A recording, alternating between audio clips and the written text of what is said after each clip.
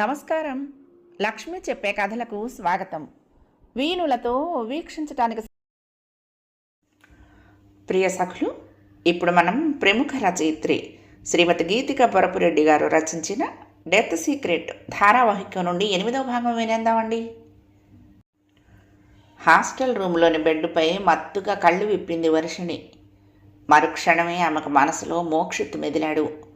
రాత్రంతా అతని ఆలోచనలోనే ఉందామె. రాత్రి మోక్షిత్ ఇన్స్పెక్టర్ శైలేంద్ర వచ్చాడు, నేను మళ్ళీ ఫోన్ చేస్తాను అన్నాడు. కానీ అతడు ఫోన్ చేయలేదు. ఆమె ఫోన్ చేస్తే అతడి ఫోన్ స్విచ్ ఆఫ్ అని వచ్చింది. ఇప్పుడు మళ్ళీ మరోసారి మోక్షిత్కి ఫోన్ చేసింది. అతడి ఫోన్ ఇంకా స్విచ్ ఆఫ్లోనే ఉంది. నివ్వెరపోతూ వెంటనే శైలేంద్రకు ఫోన్ చేసింది వర్షిణి. హలో అన్నాడు శైలేంద్ర. అతడి గొంతు చాలా ర్యాష్గా ఉంది. క్షణం క్రితమే మోక్షిత్ మీద ఏ యాక్షన్ తీసుకోవద్దు అని కమిషనర్ భార్గవరామ్ అథారిటీగా చెప్పడంతో సీరియస్గా ఉన్నాడు శైలేంద్ర. సరిగ్గా ఆ సమయంలోనే వర్షిణి నుండి ఫోన్ వచ్చింది. హలో, నేను వర్షిణిని అందామే. తెలుసులే, చెప్పు విసురుగా అన్నాడు శైలేంద్ర. రాత్రి మీరు మోక్షిత్ ఇంటికి వెళ్ళారు కదా, ఇంకా అక్కడే ఉన్నారా? ఉంటే ఫోన్ని ఒకసారి మోక్షిత్కి ఇవ్వండి అంది. గత్యంతరం లేక ముఖం మార్చుకునే మోక్షిత్ ఉంచిన సెల్ దగ్గరికి వెళ్ళి స్పీకర్ ఆన్ చేసి మోక్షిత్కి ఇచ్చాడు శైలేంద్ర. ఆ ఫోన్ డిస్ప్లే మీద వర్షిణి అనే పేరును చూసి, హాయ్, నేనే స్టూపిడ్ను మాట్లాడుతున్నాను అని ఫోన్ తీసుకోవటంతోనే అన్నాడు. అదిరిపడి మోక్షిత్ వైపు చూశాడు శైలేంద్ర. ఎవరైనా వాళ్ళ పేరో ముద్దు పేరో చెప్పి మాట్లాడతారు, కానీ నేను స్టూపిడ్ని మాట్లాడుతున్నా, ఎదవని మాట్లాడుతున్నా, అడ్డగాడిదని మాట్లాడుతున్నా అని తిట్టుకుంటూ చెప్తారా? వీడు చాలా టిపికల్ పర్సన్ అని మనసులో అనుకున్నాడు. అటువైపు వర్షిని గట్టిగా నవ్వటం స్పీకర్ల నుండి వినిపిస్తోంది. సారీ వర్ష డియర్, రాత్రి నీ ఫోన్ కాల్స్ అటెండ్ చేయలేకపోయాను. చెప్పానుగా శైలేంద్ర నా ఫ్లాట్కి వచ్చారని. ఆయనతో మాట్లాడుతూ ఫోనును పట్టించుకోలేదు. అది ఛార్జింగ్ లేక స్విచ్ ఆఫ్ అయిపోయింది అన్నాడు. అవును, ఇన్స్పెక్టర్ శైలేంద్ర డైలీ నైట్స్ నీ రూమ్కి వస్తున్నాడేంటి? వాళ్ళు హోటల్ గ్రాండ్లో రూమ్ తీసుకున్నారుగా. ఏ స్టూపిడ్, నిజం చెప్పు, శైలేంద్ర నీ దగ్గరికి ఎందుకు వస్తున్నాడు? రాత్రులు మీరేం చేస్తున్నారు? అటు నుంచి అనుమానంతో గట్టిగా అడిగింది వర్షిణి. ఆ మాటలు స్పీకర్లో వింటూనే కంగు తిన్నాడు శైలేంద్ర. రాత్రి మేము కలిసి ఏం చేస్తాం డియర్? ఆయనకు నాపై చిన్న మిస్అండర్స్టాండింగ్. నైనిని నేనే మర్డర్ చేశానని నన్ను అరెస్ట్ చేసి పోలీసు లాకప్లో పడేశారు రాత్రి. ఇప్పుడు రిలీజ్ చేసేస్తారులే, చాలా కాన్ఫిడెంట్గా చెప్పాడు మోక్షిత్. వాట్? నువ్వు మర్డర్ చేయటం ఏంటి మోక్షిత్? సస్పెక్టులను వదిలేసి నిన్ను అరెస్ట్ చేశారా? అయినా నువ్వు మా సీసీటీవీ కెమెరా ఫుటేజీలను రిట్రీవ్ చేశావు కదా, అతడికి చూపించలేదా? గట్టిగా అంది వర్షిణి. ఫుటేజీలు రిట్రీవ్ చేశావు అంటున్న వర్షిణి మాటల్ని స్పీకర్లో వింటూనే ఉలిక్కిపడ్డాడు శైలేంద్ర. కూల్ వర్ష, వాటి గురించి వదిలేయి. ఇక్కడ మ్యాటర్ కాసేపుట్లా సెట్ అయిపోద్దులే. నన్ను తప్పకుండా వదిలేస్తారు చూడు. తప్పు చేయనప్పుడు మనం భయపడకూడదు, నువ్వేమి టెన్షన్ పడకు చెప్పాడు. ఇట్స్ ఓకే, అయితే మనం ఎప్పుడు కలుద్దాం అడిగింది. ఎందుకు అన్నాడు మోక్షిత్. స్టూపిడ్, కలుద్దామంటే ఎందుకంటావేంటి అందామే. ఓకే ఓకే, 1 అవర్ తర్వాత కలుద్దామా అన్నాడు. రేయ్, నా ఫోన్లో మీ ఇద్దరు సోది కబుర్లేంట్రా? మీ ఇద్దరి మధ్య నేను బ్రోకర్లా కనిపిస్తున్నానా? నా ఫోన్ ఎటువు అని పోలీసు లాకప్లో ఉండి కూడా 1 అవర్లో కలుద్దాం అంటున్నా మోక్షిత్ కాన్ఫిడెంట్ చూసి ఆశ్చర్యపోయాడు శైలేంద్ర. ఫోన్లో శైలేంద్ర గొంతు వినపడింది వర్షిత్కి. అంతే, స్టూపిడ్, మేనర్స్ లేకుండా ఫోన్ స్పీకర్లో పెట్టి మాట్లాడుతున్నావా అట్నుండి అడిగింది. అదేం లేదులే, శైలేంద్ర గారు తన ఫోన్ కావాలి అని అడుగుతున్నారు మర్యాద నటిస్తూ చెప్పాడు మోక్షిత్. అంత మర్యాద వద్దులే బాబు, ముందు నా ఫోన్ ఇవ్వు అంటూ ఫోన్ కోసం చేతిని లాకప్లోకి చాపాడు శైలేంద్ర. ఓకే బై వర్ష, నేను మళ్ళీ ఫోన్ చేస్తాను అంటూ ఫోన్ ఇచ్చేశాడు మోక్షిత్. ఫోన్లో రెడ్ అండ్ బటన్ని కసిగా ట్యాప్ చేసి వర్షిణి ఫోన్ కాలను కట్ చేశాడు శైలేంద్ర. రేయ్, చంద్రకాంత్ గారింట్లోని సీసీటీవీ ఫుటేజీలు డిలీట్ అయ్యాయి. ఆ వీడియో ఫుటేజీలు నువ్వెలా సంపాదించావురా? మర్యాదగా వాటిని నాకు ఇవ్వు, లేదంటే ఎవరు అడ్డొచ్చినా సరే నిన్ను అరెస్ట్ చేసి హైదరాబాద్ పట్టుకుపోతా బెదిరించాడు శైలేంద్ర. వీడియో ఫుటేజీలా? ఎవరివి, ఎక్కడివి? నాకేం తెలీదు దబాయింపుగా అన్నాడు మోక్షిత్. ఫుటేజీలు రిట్రీవ్ చేసావు కదా, వాటిని చూపించలేదా అని వర్షిని ఇప్పుడు నిన్ను ఫోన్లో అడిగింది కదా, నేను విన్నాను అన్నాడు inspector. Naini murder case investigation చేస్తోంది మీరే కదా, మీరే కనుక్కోండి సార్. ప్రతిసారి మా ఇద్దరు టాపిక్ మధ్యలోకి మీరు దూరతారేంటి? అయినా మీరు నా ఫోన్ తీసుకుని ఆఫ్ చేయబట్టే కదా వర్షిని మీకు ఫోన్ చేసింది. నా ఫోన్ నాకు ఇవ్వండి ముందు అన్నాడు. సరిగ్గా అప్పుడే కుయ్యి కుయ్యమని సైరన్ సౌండ్స్ మోగుతూ వరుసగా 5-6 వెహికల్స్ వచ్చి ఆ పోలీస్ స్టేషన్ ముందాగాయి. వేగంగా వచ్చి ఆగిన పెద్ద పెద్ద కారుల్ని, వాటి మీద ఉన్న intelligence bureau, criminal investigation bureau లోగోలను చూడగానే షాక్ అయ్యాడు పోలీస్ స్టేషన్ మెయిన్ గేట్ దగ్గర ఉన్న కానిస్టేబుల్. ఈ విషయాన్ని చెప్పడానికి వెంటనే లోపలికి దూసుకొచ్చాడు. దడదడమంటూ కారు డోర్స్ తెరుచుకొని గబగబా పోలీస్ స్టేషన్లోకి వస్తున్న వాళ్ళని చూసి ఎక్కడ వాళ్ళు అక్కడ కంగారుగా లేచి సెల్యూట్లు చేస్తున్నారు police station staff. From intelligence bureau అని ఐడి కార్డు చూపిస్తూ. స్టేషన్ ఇన్స్పెక్టర్ ఎక్కడా? ఒక కానిస్టేబుల్ని అడిగాడు సఫారీ సూట్లో లోపలికి దూసుకొచ్చిన పొడుగాటి వ్యక్తి. నేనే సార్, స్టేషన్ ఇన్స్పెక్టర్ బసవరాజుని అంటూ అక్కడికి వస్తూనే స్టిఫ్గా సెల్యూట్ చేసి ఆ పొజిషన్లోనే కర్రలా బిగుసుకుపోయాడు Basavaraju. I am Sohel, deputy director of intelligence bureau. Where is Mokshith? సీరియస్గా అడిగాడు. ఒక్కసారిగా వాతావరణం హడావుడిగా మారటంతో లాకప్ దగ్గర నుంచి వచ్చాడు శైలేంద్ర. సారీ సార్, హైదరాబాద్ నుండి వచ్చిన ఇన్స్పెక్టర్ శైలేంద్ర మోక్షిత్ని లోపల లాకప్ రూమ్లో ఉంచారు. అదిగో ఆయనే సార్, ఒదిగి ఒదిగి వినేంత చెప్పాడు బసవరాజు. ఇన్స్పెక్టర్ శైలేంద్ర మోక్షిత్ని ఎందుకు అరెస్ట్ చేశారు? శైలేంద్ర వైపు తీక్షణంగా చూస్తూ అడిగాడు ఇంటెలిజెన్స్ డైరెక్టర్ సోహెల్. హైదరాబాద్లో నైని అనే అమ్మాయిని మర్డర్ చేసిన కేసులో Mokshith prime suspect sir. Interrogate చేయడానికి అరెస్ట్ చేసి తీసుకొచ్చాను. తడబడకుండా ఉండటానికి ప్రయత్నిస్తూ చెప్పాడు శైలేంద్ర. మోక్షిత్ ప్రైమ్ సస్పెక్ట్ అనడానికి మీ దగ్గర ప్రూఫ్స్ ఏమున్నాయి? డైరెక్ట్ ఎవిడెన్స్లు ఇంకా కరెక్ట్గా లేవు సార్. నసుగుతూ ఏదో చెప్పబోతున్నాడు శైలేంద్ర. ఎవిడెన్స్ ఏమీ లేకుండా ఒక విజిల్ బ్లోయర్ని అనవసరంగా సస్పెక్ట్ చేసి ఇలా రాత్రంతా లాకప్లో ఉంచినందుకు నీ మీద కేసు ఫైల్ చేస్తున్నాను సీరియస్గా అన్నాడు డిప్యూటీ డైరెక్టర్. సస్పెక్ట్ను స్టేషన్కి తీసుకొచ్చి ఇంటరాగేట్ చేస్తే కేసా? వాళ్ళవి అయోమయంగా చూస్తూ అన్నాడు Shailendra. Shut up, Mokshith is the best and brilliant whistle blower.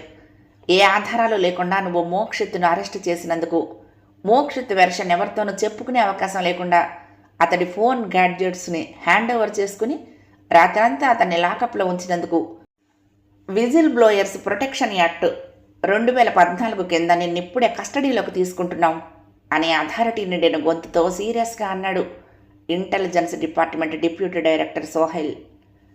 ఒక్కసారిగా బుర్ర గిర్రును తిరిగింది శైలేంద్రకి. మోక్షిత్ని అరెస్ట్ చేసి హైదరాబాద్ పట్టుకుపోతా అన్నాను. వాణ్ణి నేను పట్టుకుపోవటం కాదు, వీళ్లే తనను పట్టుకుపోయేలా ఉన్నారు.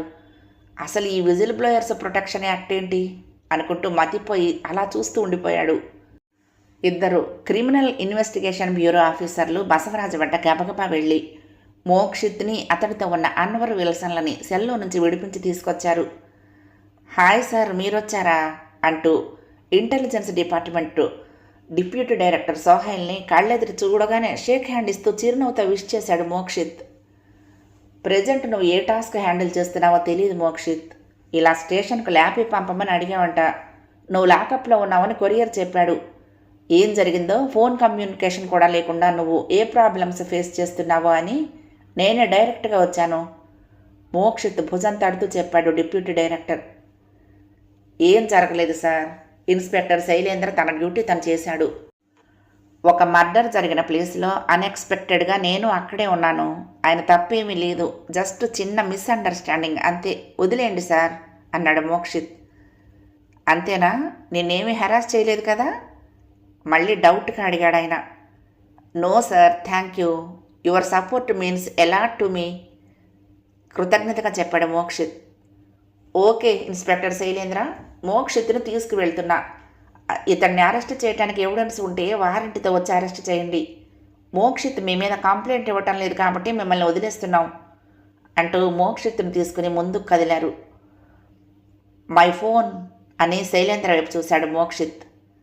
ఒక్క అంగలో ఇన్స్పెక్టర్ రూమ్లోకి పరిగెత్తుకు వెళ్ళి మోక్షిత్, అన్వర్, విల్సన్ల 3 సెల్ ఫోన్స్ తెచ్చి అందించాడు శైలేంద్ర. మోక్షిత్తును తీసుకుని అక్కడి నుంచి బయటికి కదిలాడు డిప్యూటీ డైరెక్టర్. మిగతా సెంట్రల్ ఇంటెలిజెన్స్ ఆఫీసర్లు అన్వర్ విల్సన్లు కూడా వాళ్ళ వెంట బయటకు నడిచారు. శైలేంద్ర మాత్రం ఇంకా ఇదంతా కళా నిజమా అన్నట్టు బిర్ర బిగుసుకుపోయి అయోమయంగా వాళ్ళని చూస్తూ నిలబడ్డాడు. ఉదయం 10 గంటలైంది.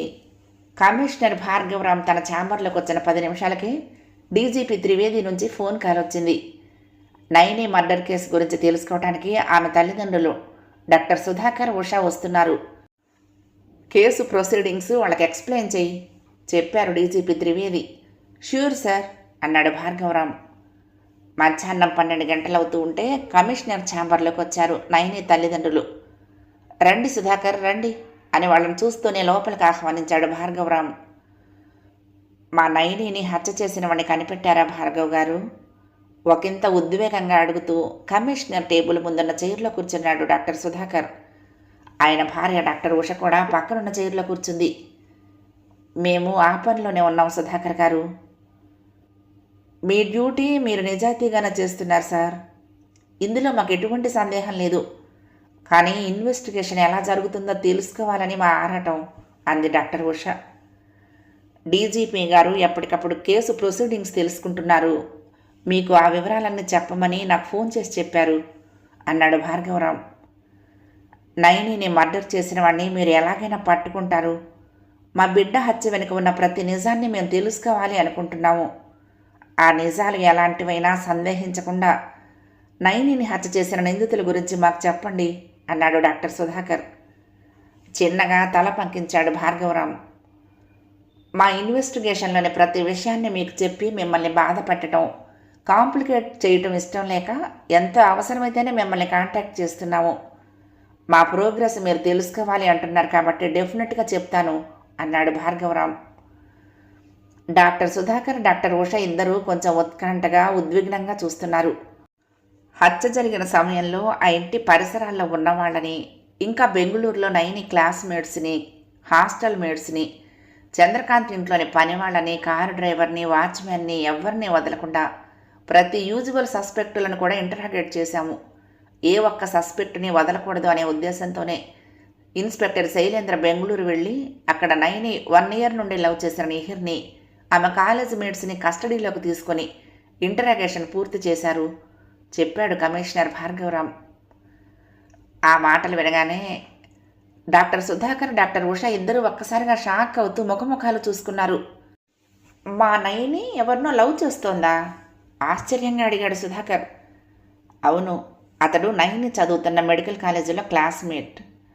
వాడి పేరు నిహిర్. నిహిర్ని ప్రైమ్ సస్పెక్ట్గా భావించాము. కానీ అతడు మర్డర్ జరిగిన రోజు గోవాలో ఉన్నాడు. వాడు ఇల్లీగల్ డ్రగ్స్ అమ్ముకునే డోప్ పెడ్లర్ అని ఇన్వెస్టిగేషన్లో వెల్లడైంది. నిహిర్ నెల రోజుల యాక్టివిటీస్ని పరిశీలించిన తర్వాత నైని హత్యలో అతడి ప్రమేయం లేదని తెలిసింది. నిహిర్ సెకండ్ లవర్ జియా, ఇంకా నైని ఫ్రెండ్స్ అయిన జానీ, రాకేష్, విజ్ఞాన్, ఇంకా మరికొంతమందిని కూడా ఇన్స్పెక్టర్ శైలేంద్ర గట్టిగా ఎంక్వైరీ చేశాడు, ఇంకా చేస్తున్నాడు చెప్పాడు భార్గవరామ్. నైనిని షూట్ చేసిన గన్స్ కానీ, హంతకులకు చెందిన బిలాంగింగ్స్ కానీ ఏమీ దొరకలేదా అడిగాడు సుధాకర్. నైనిని మర్డర్ చేసిన కిల్లర్ చంద్రకాంత్ పర్సనల్ రూమ్పై కూడా ఒక రౌండ్ షూట్ చేశాడు. అక్కడ బ్రేక్ అయిన గ్లాస్ ఫ్రాగ్మెంట్స్, గ్లాస్ మీద ఉన్న రేడియల్ ఫ్రాక్చర్స్ని ఫైర్ ఆర్మ్స్ ఎగ్జామినర్స్ బాగా సెర్చ్ చేశారు. నైని బాడీలో దొరికిన స్మాల్ సైజు బుల్లెట్ చంద్రకాంత్ రూమ్లో కూడా దొరికింది.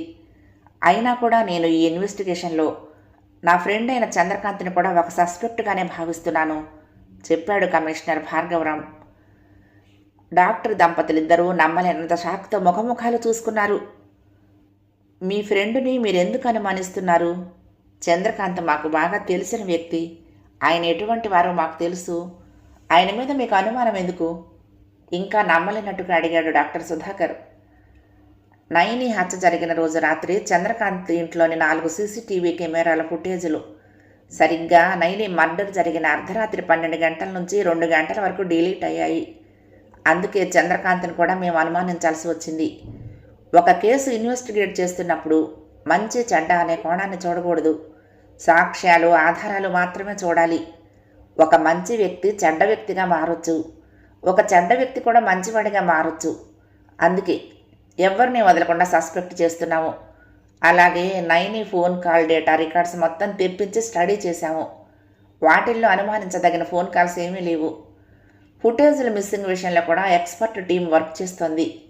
మరింత లోతుగా ఇన్వెస్టిగేట్ చేసి నైనిని హత్య చేసిన క్రిమినల్స్ని త్వరలోనే కనిపెడతాము. హంతకుడు ఎంతటి వాడైనా సరే మేము వదిలిపెట్టాం, ఒకంత ఆవేశంగా చెప్పాడు కమిషనర్ భార్గవరామ్. వర్షిణి కోసం ఆమె చదువుతున్న మెడికల్ కాలేజ్ క్యాంటీన్కి వచ్చి వాట్సాప్ మెసేజ్ పెట్టాడు మోక్షిత్. అతడి మెసేజ్ చూసి వెంటనే వచ్చింది వర్షిణి. అర్జెంటుగా కలవాలన్నావుగా, చెప్పు, డేటింగ్కి వెళ్దామా? వర్షిణిని చూడటంతోనే హుషారుగా అన్నాడు మోక్షిత్. స్టూపిడ్, ఎప్పుడు కిస్సులు హగ్గులు డేటింగ్ ఇవే థాట్సా? ఇంక పనే ఉండదా నీకు? రాత్రి మనం ఎంతో సీరియస్ డిస్కషన్లో ఉంటే శైలేంద్ర వచ్చాడని చెప్పి నా ఫోన్ కాల్ కట్ చేశావు. మళ్ళీ నేను ఫోన్ చేస్తే స్విచ్ ఆఫ్. సీరియస్గా ఏదో అనబోతోంది వర్షిణి. డార్లింగ్, అయిపోయిన విషయం గురించి దెబ్బకు ప్లీజ్, ఇప్పుడు మ్యాటర్ ఏంటో చెప్పు అన్నాడు. మ్యాటర్ ఏంటా? నైని మర్డర్ గురించి నీతో మాట్లాడాలి అనుకున్నాను. ఇన్స్పెక్టర్ శైలేంద్ర ఏమో నైని మర్డర్ కేసు వదిలేసి నీ చుట్టూ తిరుగుతున్నాడు. మా డాడ్ చూస్తేనేమో డిలీటెడ్ ఫుటేజెస్ను రికవర్ చేసి సాధించిన నన్ను అప్రిషియేట్ చేయకుండా ఫుటేజీలు డిలీట్ చేసేయని నిర్దాక్షిణ్యంగా అంటున్నారు. మీ అందరిని చూస్తుంటే నాకు మెంటల్ వచ్చేస్తుంది మోక్షిత్. టేబుల్ మీద మోచేతులు పెట్టి వేళ్లతో తల రుద్దుకుంటూ అంది. కూల్ డార్లింగ్, నీ వెర్షన్ చెప్పావు, మరి అందరి వైపు నుంచి కూడా ఓసారి ఆలోచించు. వర్షిణి చేతి మీద తన చెయ్యి వేసి సున్నితంగా తట్టాడు. అతడి మాటలకు కొంచెం నిదానించింది వర్షిణి. ఆ వెంటనే ఏదో గుర్తొచ్చినట్టుగా అతడి వైపు చూసింది. అవును, శైలేంద్ర నిన్ను పోలీస్ స్టేషన్కి ఎందుకు తీసుకువెళ్ళాడు, ఎందుకు వదిలేశాడు? క్యూరియస్గా అడిగింది. అదో పెద్ద కథలే డార్లింగ్, ఇలా నీ కాలేజీ క్యాంటీన్లో కాకుండా రిలాక్స్గా ఉన్నప్పుడు మాట్లాడుకుందాం అన్నాడు. ఓకేలే, నువ్వు రీస్టోర్ చేసిన ఫుటేజెస్ను డాడీ డిలీట్ చేసావన్నారు కదా, బట్ ఐ కాంట్ మో. ఫుటేజీలను డిలీట్ చేస్తే ఎలా? నైనిని మర్డర్ చేసిన వాడి ఎవిడెన్స్ అందులో ఉంటే వాటిని కూడా మనం ఎరేజ్ చేసినట్టే కదా. అప్పుడు కిల్లర్ని పట్టుకోవాల్సింది పోయి మనమే వాడిని సేవ్ చేసినట్టు అవుతుంది. అయినా మా ఇంటి లాన్లో కెమెరా పెట్టిన వాడు ఎవడు? అసలు ఆ కెమెరా ఎందుకు పెట్టాడు? అదంతా చూస్తూ కూడా లిన్సీ ఎందుకు సైలెంట్గా ఊరుకుంది?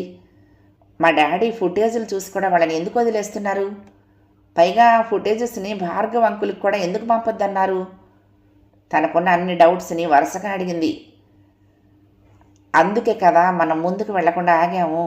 ఇప్పుడేం చేద్దామో నువ్వే చెప్పు అన్నాడు. చేద్దాం, ఏదో ఒకటి చేద్దాం. అందుకే నేను అడుగుతున్నాను. రాత్రి నువ్వు ఫుటేజీలను చాలా ఇంటెలిజెంట్గా అనలైజ్ చేసావు మోక్షిత్, నాకు నిజంగా మతిపోయింది. మైక్రో వెపన్ అన్నావు, ఆటోమేటిక్ రిమోట్ కంట్రోల్తో మర్డర్ చేసి ఉండొచ్చు అని చెప్పావు. అవన్నీ నా డౌట్సే వర్ష. కిల్లర్ని కనిపెట్టాలని రాత్రి కూడా ట్రై చేశాను. ఇంకా కొన్ని డౌట్స్ వచ్చాయి.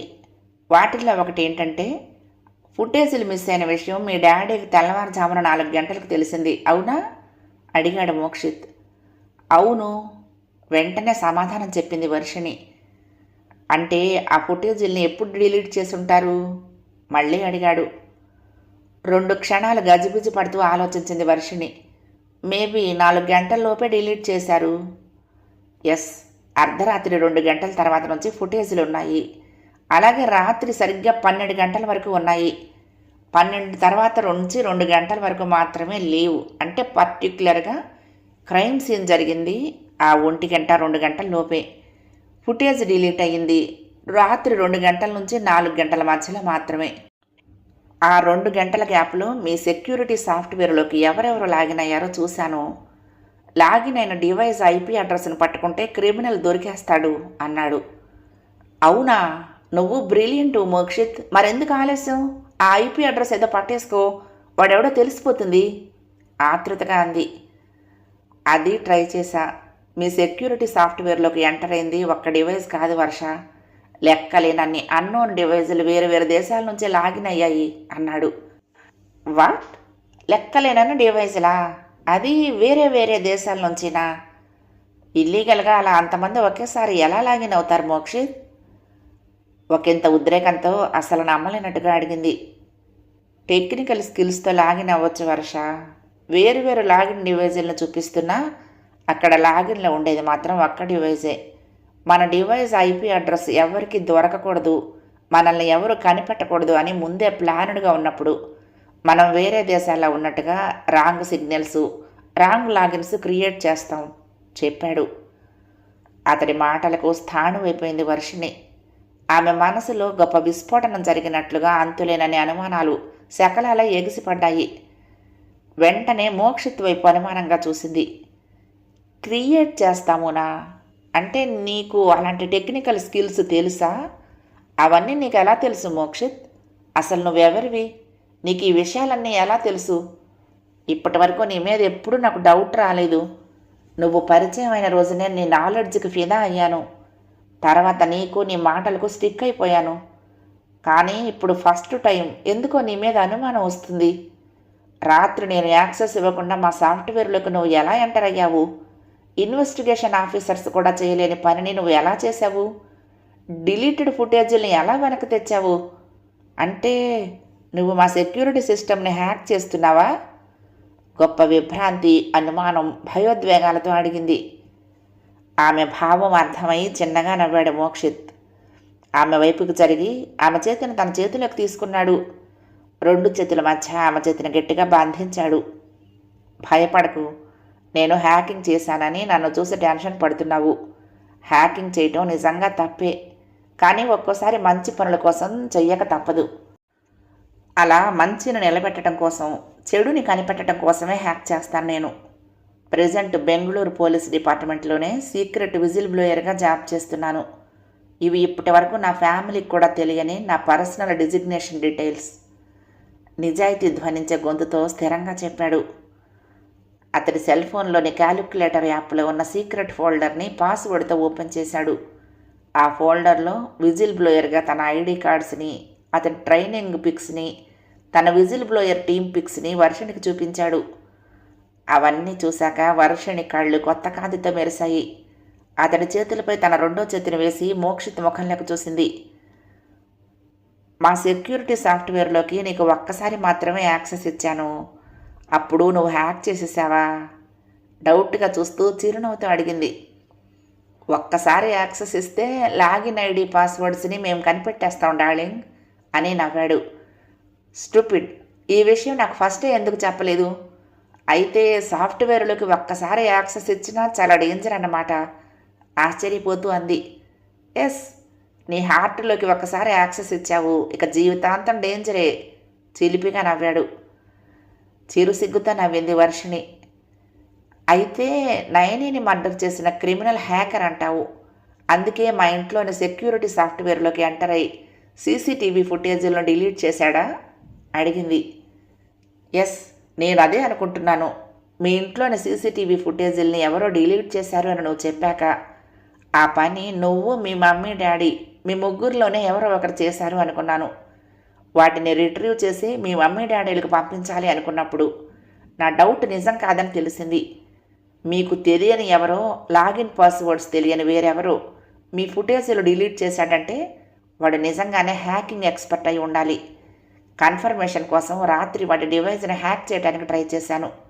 ఎగ్జాక్ట్గా అప్పుడే శైలేంద్ర నా ఫ్లాట్కి వచ్చాడు. రాత్రి పోలీస్ స్టేషన్లోనే నా పని కంటిన్యూ చేశాను. సెక్యూరిటీ సిస్టంలోకి ఎంటర్ అయిన అన్నోన్ లాగిన్ ప్రొఫైల్స్ చూశాక చాలా పెద్ద ఛాలెంజింగ్గా అనిపించింది. ఇప్పటి వరకు నేనే ది బెస్ట్ హ్యాకర్ని అనుకునేవాడిని.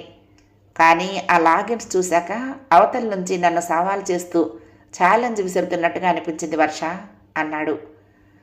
ఓ మై గాడ్, అంత పెద్ద క్రిమినల్ వాడు అంటూ గుండెల మీద చేతులు వేసుకుంది Varshini.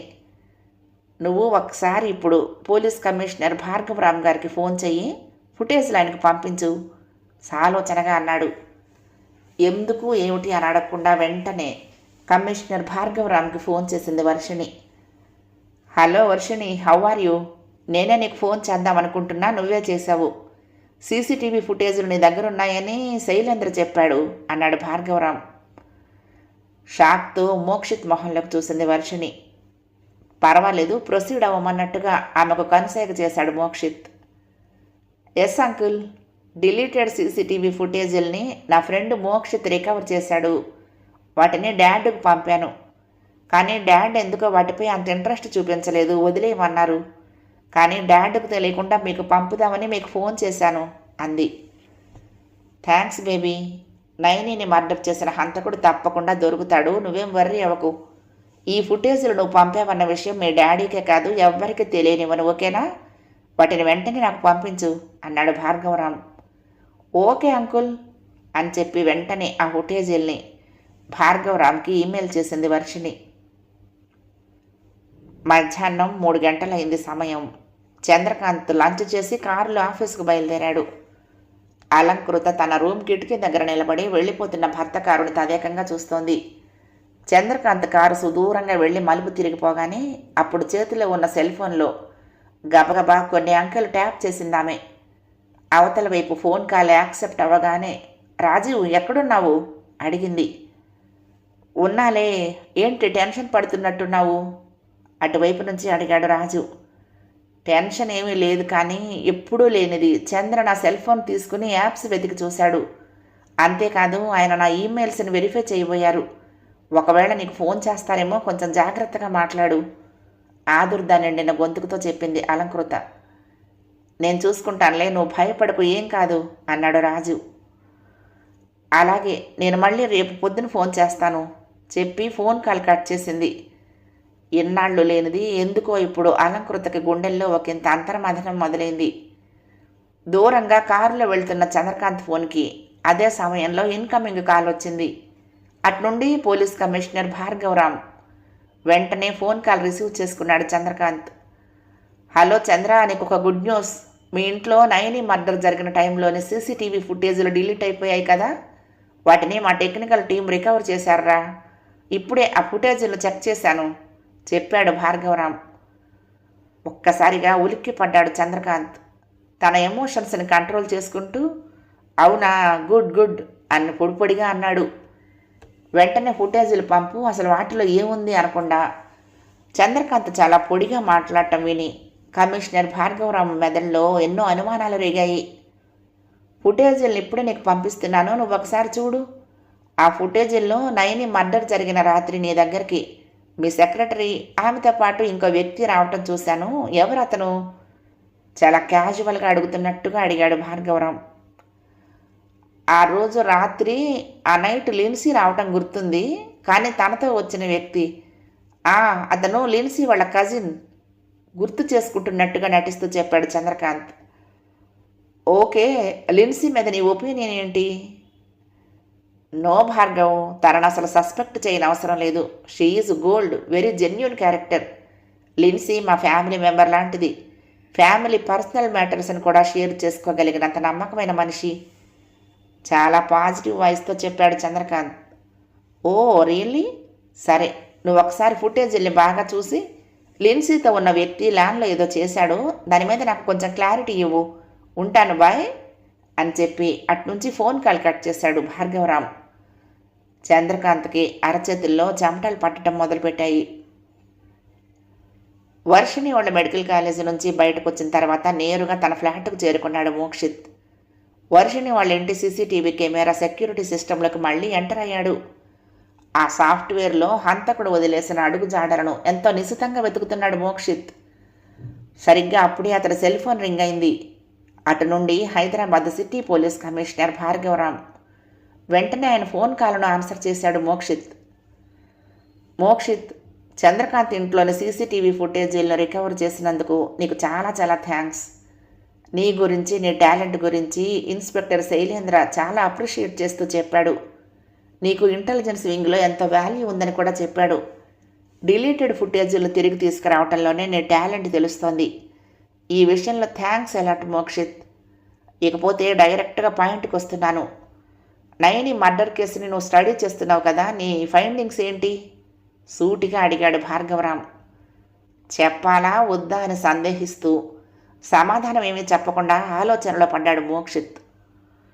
Trust me Mokshith, DGP గారి ఫ్యామిలీ ఫ్రెండ్ కూతురు నయని. నేనే స్వయంగా ఈ కేసును డీల్ చేస్తున్నాను. ఇప్పటి వరకు నయనిని మర్డర్ చేసిన క్రిమినల్ ఎవరు అనే విషయంలో అనుమానితులే తప్ప కిల్లర్ ఎవిడెన్స్ ఒక్కటి కూడా దొరకలేదు మాకు. నయని మర్డర్ కేసు ఇన్వెస్టిగేషన్లో మాకు నీ హెల్ప్ కావాలి మోక్షిత్, ప్లీజ్ అన్నాడు భార్గవరాం. ష్యూర్ సార్, నమ్ముతున్నాను మిమ్మల్ని, తప్పకుండా చేస్తాను. మీకు ఏమి హెల్ప్ కావాలో చెప్పండి అడిగాడు మోక్షిత్. నయని మర్డర్ జరిగిన టైంలోని ఫుటేజీల్ని పర్టిక్యులర్గా ఎవరో డిలీట్ చేశారు. తప్పకుండా హంతకులే డిలీట్ చేసి ఉండొచ్చు. అది చేసిన వాళ్ళు ఎవరో నీ హ్యాకింగ్ ద్వారా తెలుసుకోవాలి మోక్షిత్, ఒకంత రిక్వెస్ట్ చేస్తున్నట్టుగా అడిగాడు భార్గవరాం. ఓకే అగ్రీ సార్, నేను ఇప్పుడు అదే పనిలో ఉన్నాను. ఈలోపు నాకు కొన్ని డౌట్స్ ఉన్నాయి, అడుగుతాను అన్నాడు మోక్షిత్. విత్ ప్లెజర్, అడుగు మోక్షిత్ వెంటనే అన్నాడు కమిషనర్ భార్గవరాం. 8వ భాగం సమాప్తం. ప్రియ సఖులు, ఈ కథ మీకు నచ్చితే తప్పకుండా లైక్ చేయండి, షేర్ చేయండి, కామెంట్ చేయండి, సబ్స్క్రైబ్ చేసుకుని నన్ను ఎంకరేజ్ చేయండి. ఉంటానండి. ప్రేమతో లక్ష్మి, కృష్ణా తీరం దుర్గమ్మ సన్నిధానం. నమస్తే.